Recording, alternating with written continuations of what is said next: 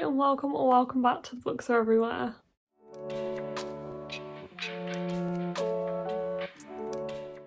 So today I'm here to tell you about some of the books I want to read this spooky season. It is the end of September now, so we are, in my opinion, definitely into autumn. It is definitely getting cooler here.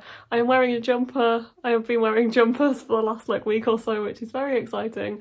I love autumn. Autumn is definitely my favourite season. It's my birthday in October as well, which obviously helps, but I do just love kind of the changing of the colours of the leaves. I think it's really beautiful, and I like looking forward to winter. Once I'm in winter, I'm like, oh no, it's so cold. But I like this period of kind of being excited for the cozy nights and the nights drawing in and getting darker. And I feel like that's peak reading season for me as well. So I'm just going to go through some books that I really want to read these next couple of months. Basically, I've been looking at my shelves the past week or so, thinking, what do I want to read specifically in this October or autumn period. So yeah, this isn't a set TBR, this is just some books that I'm looking at my shelves and thinking, oh, it would be really cool to get to you. A lot of them are kind of themed around kind of spooky season, or maybe they have a touch of dark academia, or there's a thriller element that I think is great for this kind of season. But yeah, I kind of see this as a great time to read dark fantasy, maybe some thriller or mystery, and dark academia, things like that. So yeah, there's a right mix here. There is also a few that I just generally like to get to this season, even though they're not kind of associated with this season for me. So I am going to read those out to you first, because they are more of they've come out recently, or they are going to come out. So the first one is actually going to come out, I think, at the end of October. I'm not sure on the actual date. Don't know if it says in this proof copy. I think it's the end. So it looks like it's actually on the 6th of October, and I would also like to say a massive thank you to Penguin for sending me a copy of this book, especially Penguin Huddle, who are for Waterstones booksellers. They sent me a copy of She and Her Cat by Makoto Shinkai. If you don't know Makoto Shinkai, I'm a massive fan of. He is the director of Your Name and Weathering With You, which are two of my favourite films, especially Your Name. I love that film so much. I've read the mangas of both of them, I've read the light novels of both of them, and I've also more recently read and watched 5 centimeters per second, the manga, and watched the film. So this is actually I think it's a light novel version of his 1999 film She and Her Cat, which was his first short animated film, I think. I haven't actually seen it, and this is the first time I'd heard about the story itself. But essentially, I can't remember her name, who works at Penguin Huddle, but she tweeted saying, I've just read this book that's going to be my favourite of the year, and I'll tell you what it is soon. And then she told us it was this, and I was like, oh my god, please can I have a copy of this if possible, because I absolutely love Makoto Shinkai. I will read and watch and consume anything that he makes. So I was incredibly excited when she said it was this, and I would like to get to it soon because it is coming out in October, and it's a very short book. It is Japanese translated fiction, and it's following, on the outskirts of Tokyo, a neighbourhood crossed by a commuter railway, and there's local cats that weave their way through lives and homes as their female owners navigate difficult love. It sounds beautiful. I know it's going to be beautiful. I know it's going to be super quick as well, because it's only 150 pages, and it's so cute. There is cats on the page breaks. Focus. There we go.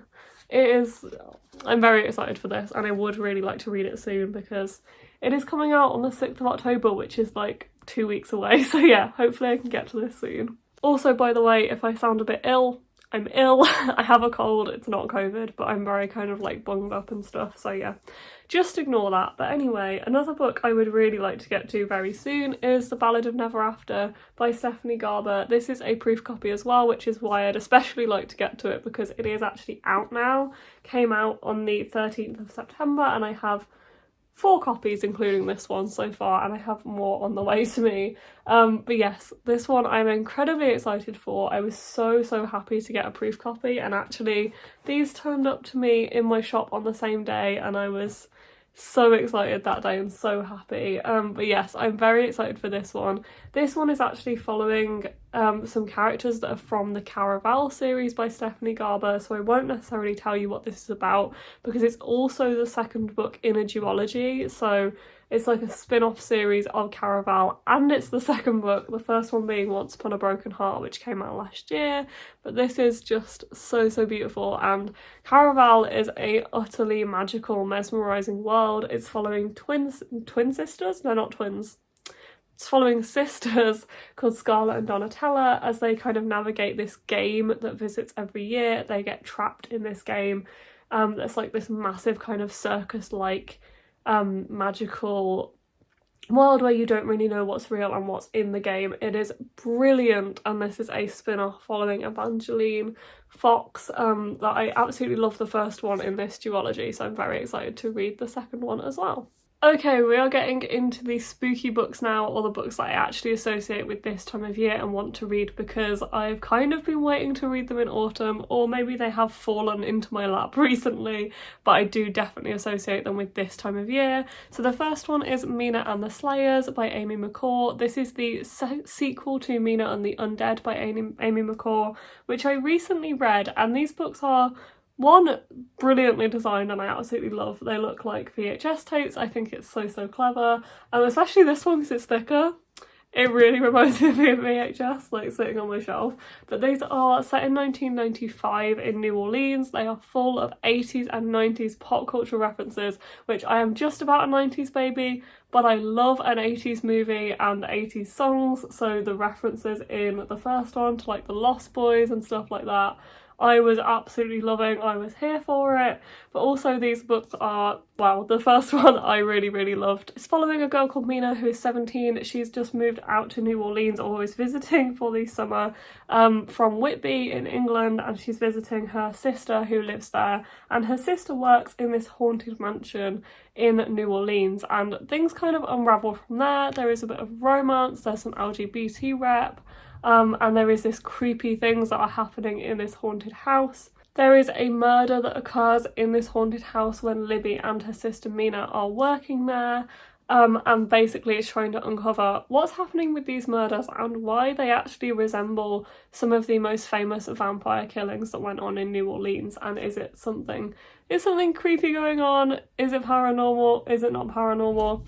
I really enjoyed the first book. I am excited to get to the second one. Thank you so much to UConn Publishing for sending me this one through work. I'm very excited to get to it. The next one I'd really like to get to is Horror Hotel, and this is by Victoria Fulton and Faith McLaren. This one I actually picked up quite a while ago in Forbidden Planet in London because I saw it and it just really appealed to me. I love this cover for a start. I love the neon design and it just sounded really good. So I actually picked this up back in February, so not spooky season at all, but I knew I would really want to read this time of year. It's also super thin, so I think it's going to be a really quick one to get through.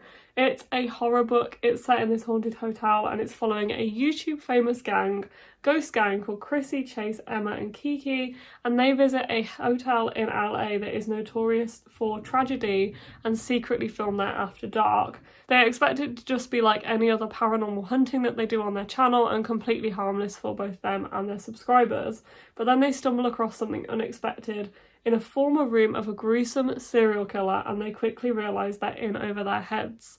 Sometimes it's the dead who need our help and the living we should fear. It sounds so creepy, but also I really like that it's very quick, hopefully, to read. It's only 240 pages. I think this one will be a good one to break up my reading in October. The next one I would like to read is Payback's a Witch by Lana Harper.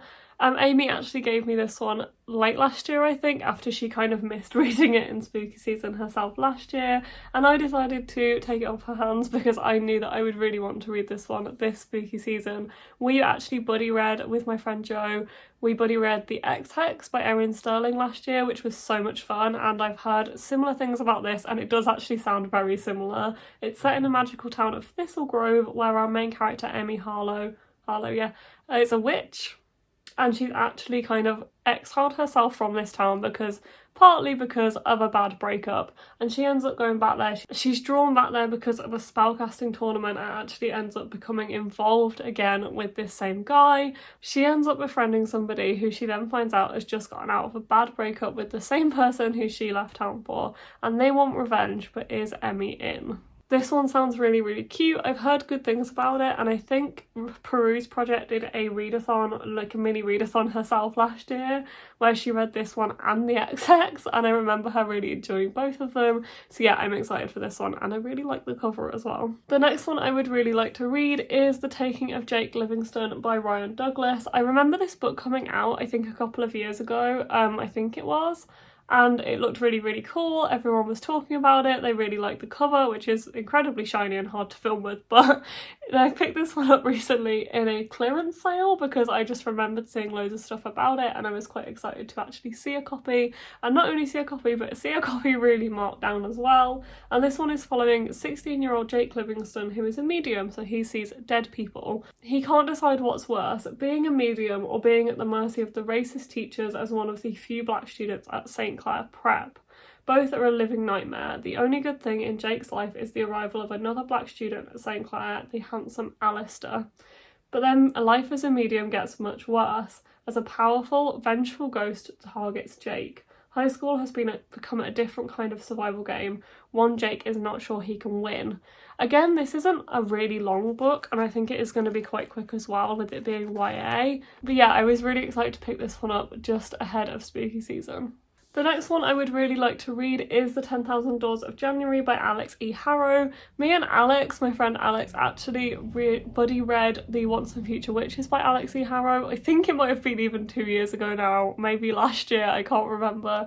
And we weren't massive fans, but both of us really, really do want to read this one. And I've heard probably more good things about this one than I did for The Once and Future Witches. I think it was called The Once and Future Witches. Yeah, it was called The Once and Future Witches, which is her latest book, her one that is more recent to this one. But this is a proof copy that my friend Amy also gave me, and from what I understand, this is following somebody actually called January, who lives in this sprawling mansion with it full of exotic treasures, and then she stumbles across this book that carries the scent of other worlds and tells a tale of secret doors and danger, of love and adventure. She starts reading this book, and with every page she reads, she learns some impossible truths about the world and discovers a story increasingly entwined with her own. This has been likened to things like The Night Circus, which I absolutely love, The Night Circus and The Starless Sea by Erin Morgenstern. So yeah, and The Binding, which I did enjoy as well. So I am excited to read this one. I'm going to see if Alex would like to try and bloody read this one in October. I keep saying October because we are at the end of September now, and I know I'm not really going to get to any of these before the end of September, but I will probably carry some of these over to November because honestly, I would really like to try and get to a lot of these this kind of autumn, and I am going to carry that through to November as well. The next one isn't necessarily one I'd definitely like to get to, but I wouldn't mind getting to it because it does sound like it'd be perfect for this season, and that is The Devil Makes Three by Tori Bobolino. This one I've heard really cool things about. It is the beautiful Lumicrate edition, which I actually ended up picking up at Yelk. I did want to read this book and it was on my radar, but I wasn't like too intent on buying it right now. And then I saw this edition at the Lumicrate stand at Yelk. It is a signed edition, and it is just an absolutely beautiful edition. I really, really like it. So, and it's just this cute little hardback as well. So I decided to pick it up, and honestly, I think it would be great for spooky season because from what I understand, it is a dark academia. It's set in a school. Basically, this is following Tess and Elliot, who stumble across this hidden ancient book that is underneath their school library in this secret tunnel, and they accidentally release a demon. Basically, they then have to work together, kind of against their will. I think it says they're forced to work together to retrap the demon before he kills everyone they know and love, including increasingly each other. And compared to what the devil has in store for them, school stress suddenly doesn't seem so bad after all. So yeah, this for me seems like a dark academia. They've released a devil in their school. in their school library as well. It sounds quite creepy. It sounds perfect for the autumn months. And yeah, love this edition as well. The next one is also one I picked up at Yelk, and I'm not too intent on reading it this October or spooky season in general, but it would be quite a cool one to get to, and I think it's going to be really quick as well. This is Even If We Break by Marie K. Nijkamp, which I have read another book by the same author. This Is Where It Ends, which is by the same author, which is set around a school shooting, which was incredibly fast-paced, which I feel like is the same for this one. This one is another thriller. It's a shocking thriller with a group of friends tied together by a game and a deadly weekend that tears them apart. It said 5 friends go to a cabin, 4 of them are hiding secrets, 3 years of history bind them, 2 are doomed from the start, 1 person wants to end this, no one is safe. Are you ready to play? This sounds quite creepy. It's a thriller, I believe, so I think it'll be quite quick. This is another one that I picked up at Yelk. There's normally a table at Yelk that actually sells proof copies of books that they have a lot of like excess of, I presume, and if you buy a certain amount you get to pick a proof. So I picked this one because it was the only one that was calling out to me, and I did enjoy This Is Where It Ends, so yeah, I'm excited to pick this one up as well. The next one I would like to get to this autumn is If We Were Villains by M. L. Rio. This again isn't one I'm too intent on getting to, but I would really like to if I can, and this is another dark academia book that I've heard nothing but good things about, and I think this one is quite heavily inspired by Shakespeare, and I think it also might be a non-linear story. Just reading the description at the front of the book, it says it follows an Oliver Marks who has just served 10 years for the murder of his closest friend. He comes out of prison and bumps into the detective who presumably put him in prison. Yes, he did. Who is now retiring, but before he does, he wants to know what happened 10 years ago. And then it sounds like that this then skips back to when Oliver was in school studying Shakespeare. He then notices his talented classmates seem to play the same roles on and off the stage.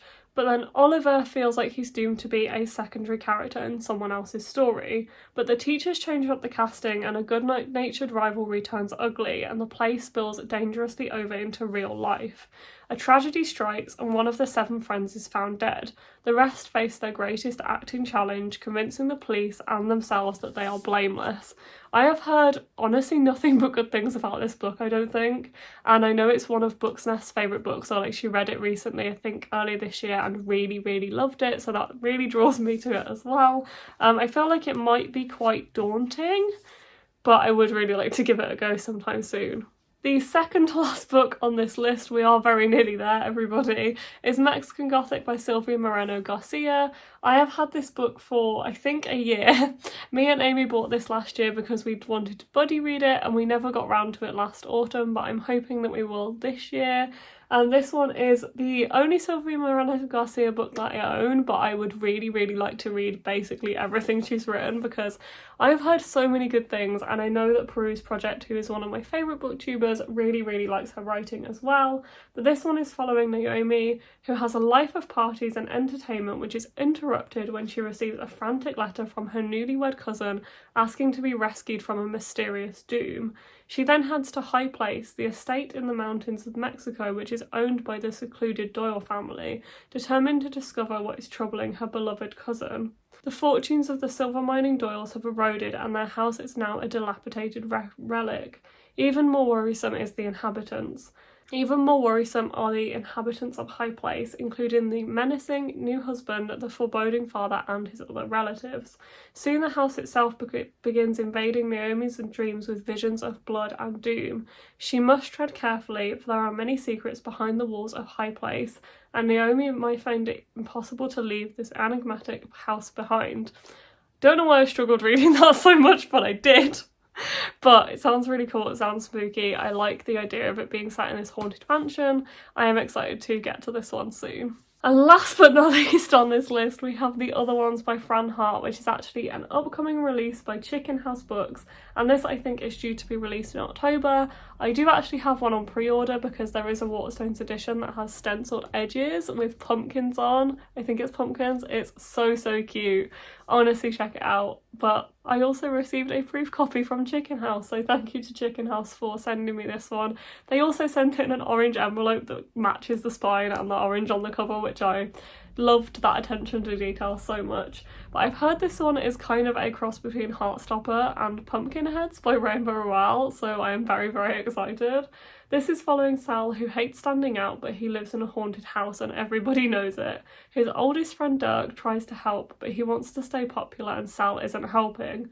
Elise was popular until recently. Now she's on the outcast table too and she doesn't want to talk about it. Then there's the new boy, Pax, who won't leave Sal alone. His idea of a good time is hanging out in graveyards, and for some reason Sal just can't stay away. Meet the other ones. Can they banish their ghosts together? And it says there's queer, there's friendship, and there's mystery, this book in 3 words. I really like the idea of this one. Love the cover. Very excited for the Waterstones edition. It's so cute. There's a little pumpkin on the spine and everything. Feel like this one will be a great YA contemporary for autumn to kind of mix up some of these heavier ones as well, because I've picked quite a few adult fantasies. But yes, that is the books I would like to read this autumn. I feel like this has been going on for quite a while, so I hope you've enjoyed the video. Thank you for sticking with me if you did. Let me know what you want to read this autumn period, and I will see you next time with another video. Bye.